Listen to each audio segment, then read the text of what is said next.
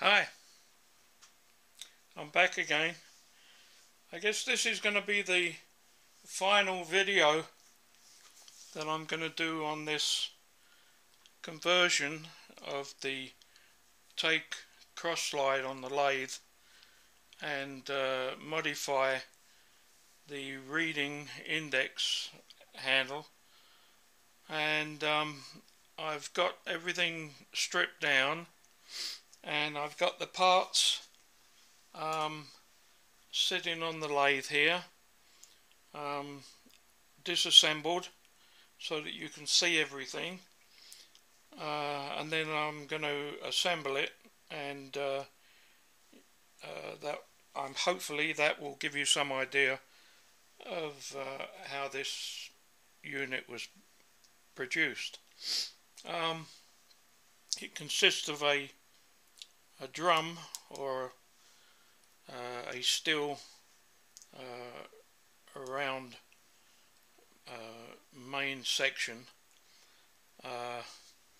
and it has two holes in the face. This one here is for the 0.1 diameter dowel pin, which is actually a needle roller that's come from an old Torrington bearing. It's 1/2 inch long and 0.1 in diameter, and so that actually goes in this hole here. And then there is a pin that plunges down through this hole here, and the pin has a head at one end with a very light spring over the shaft, and the shaft has a angle on the end. On the drawing I've got it at, I think, 45 or 46 degrees, but I just did it by hand on the belt sander, and that drops down into this hole and ends up at the bottom of this hole here. This hole here is for a small Delrin pin or plug that also has an angle ground on it, and that goes inside that hole there. The pin, when pushed forward against the spring pressure, pushes this Delrin plug out through this hole so that it protrudes out, maybe a thou, maybe less. And the idea is that each time the pin is pushed in, the plug comes out, and this ring drops over the top, and it's locked. When the pin is pushed, the pad comes out and locks this ring, index ring, and then when you release the pressure, it then is able to revolve. So it's able to re-zero anytime you want to use the re-zeroing system. This screw here goes in through this hole here and locks this unit onto the shaft of the lead screw.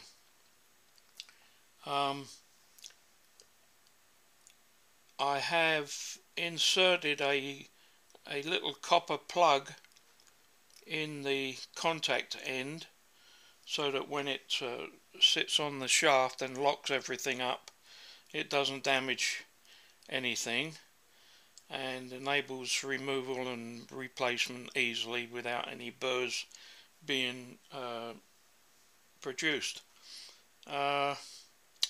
Okay, that's that. This is the back plate, that back plate is assembled onto there, and you'll see how it goes together when I start putting it on.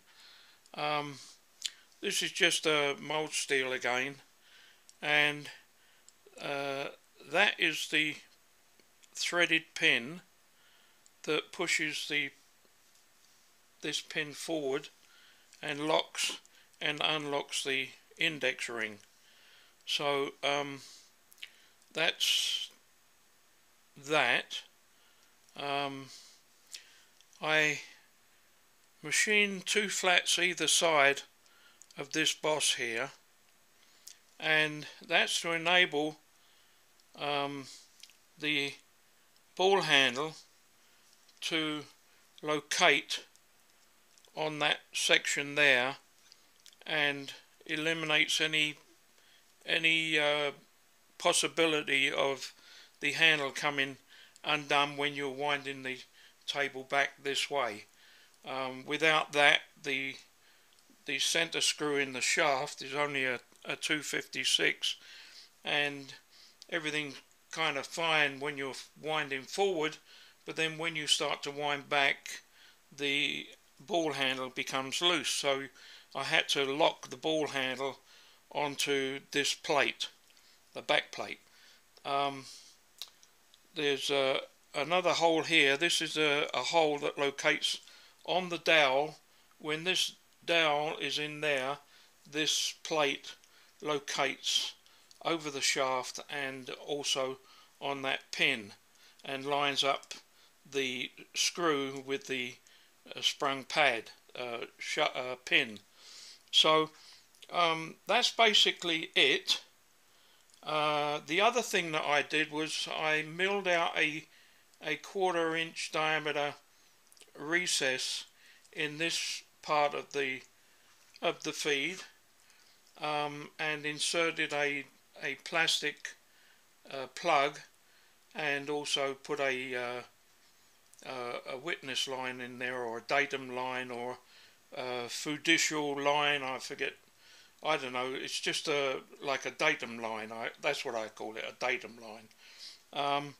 And basically that's it. So what I'm going to do now is to just put these parts together. And I have to be very careful because I've had to replace parts because I have a rubber mat down on the floor, and the trouble is that these things are so small and my fingers are not like they used to be, and I've dropped things several times and they bounce on the rubber and they're not where you think they are. And so in the little Delrin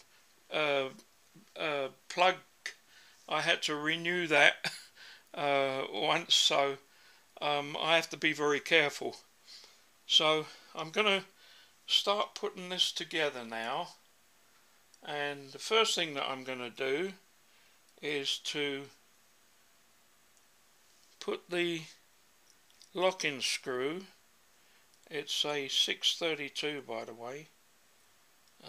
Come on. See, this is all very fiddly stuff for me. Okay, that's the screw, and this extra piece is because the bearing is sunk into this housing. This face has to be up against that bearing, otherwise you get movement of the slack. And but at the same time, it also has to clear this face. So that's the reason for that extra piece sticking out there. So okay,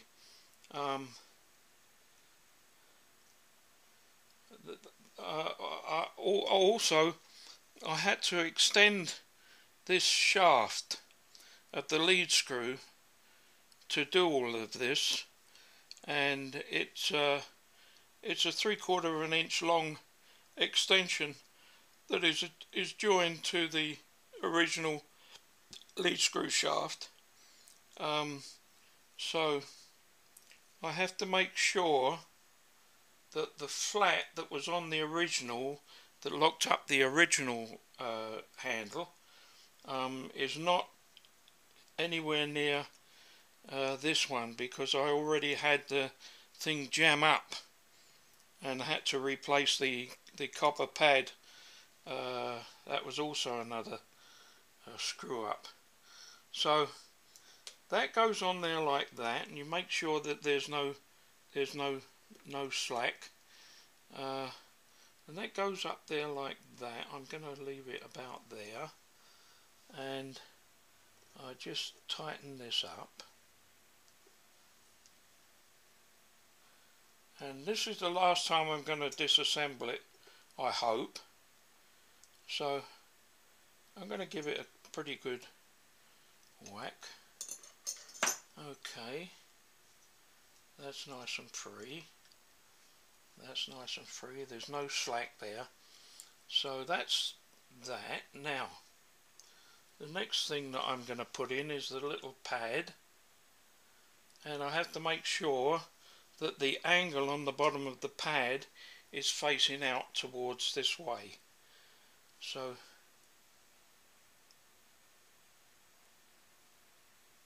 that goes in there like that, and then the next thing is the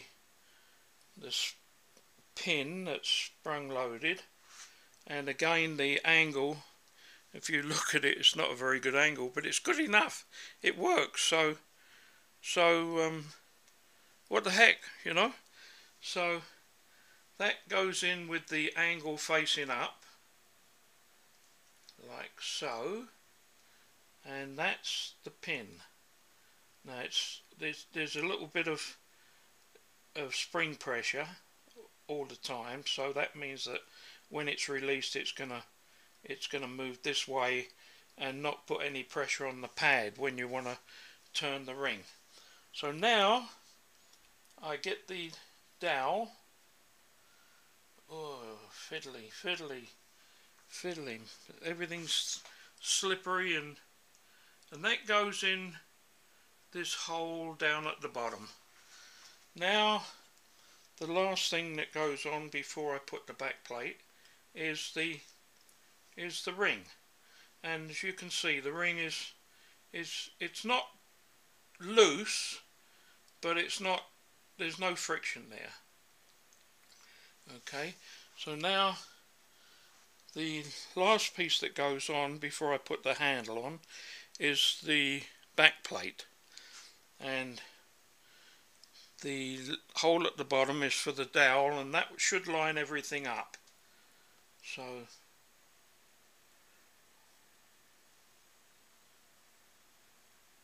that should have it. There we go. So that's everything on now, and as you can see, there's just a little bit of, it pushes the back plate out, so that's good. That's how it wants to be.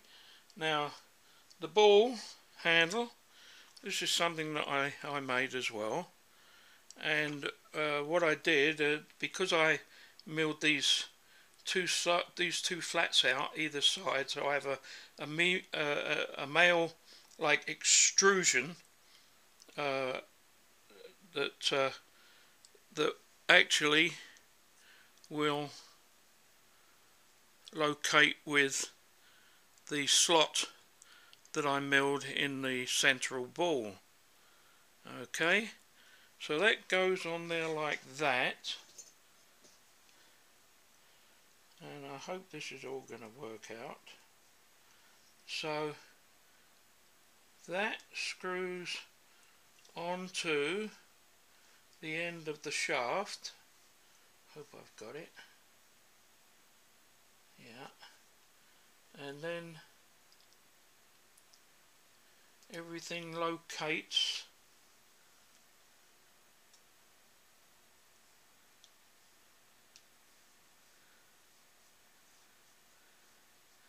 I'm kind of glad that I've got to the end of this. It's been a long-winded thing, Just make sure that it's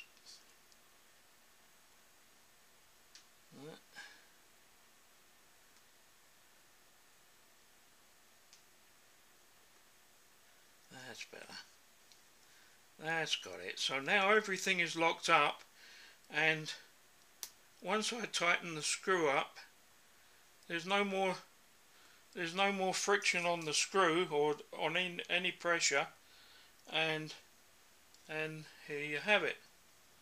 A nice little ball handle, and the ring is free to revolve, and there you go there.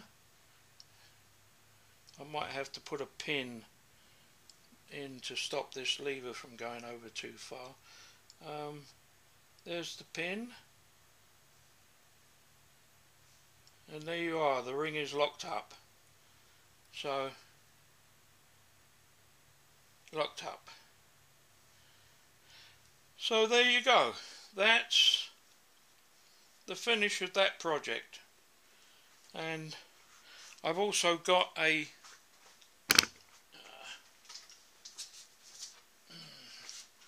which I haven't, I decided that seeing as I've got a ball handle on here, I thought maybe I'd incorporate a ball handle on here. So this is a larger one excuse me, that I built, I made, and it should be easier to put on here, replace this disc. I mean, there's nothing wrong with this disc. It's quite okay. A lot of times I will use just my finger pressure to move, and that takes any stress that is on the lead screw and the worm. And I mean, it's kind of free, but there's sometimes when a lot of times I just move it along like this rather than wind onto there. It's just some habits that you get into, I guess. So this is going to be the next well, it may not be the next project, because I got another project that I'm thinking about, and I have a bit of a problem. I bought a nice little gem, double-faced dull test indicator, and I use it for finding centers of holes and the centers of bars and stuff like that. And it's got a fitting on the top that screws on, but it's just a movement from left to right. It's not. I'd really like one that fits on the top of the indicator and is on a ball. And I've been looking on the internet, and they want as much money to ship it, and as they do for buying the article. So on top of that, we're supposed to have free trade between the US and Canada, and you find out that they want to charge you a fee for coming across the border. So it's not just a shipping cost. There's also $5 or $6 to cross the border. So God knows what that free trade is all about. I mean, I know it applies just to stuff that's built in the US and not from China or somewhere like that, maybe. But the free trade, to me, it just doesn't it just doesn't activate. It's I don't know. I'm disillusioned. So I think what I'm going to try and do as a next project, just to get away from something like this, is to see if I can come up with a design for one of these swivel ball adapters that fit on the dial indicators. So that's probably going to be the next thing that I'll come up with. It all depends, I guess. Anyway, you've seen what it does and how it works, and I think it's a nice addition to the Taig lathe. I was going to put it on the top slide, or as you call it, the compound slide, but because I have this addition here, when the top slide is on there, the handle doesn't have a lot of clearance, so I think I'm going to just leave the top slide as it was. That's my wife calling, so I'll better call off.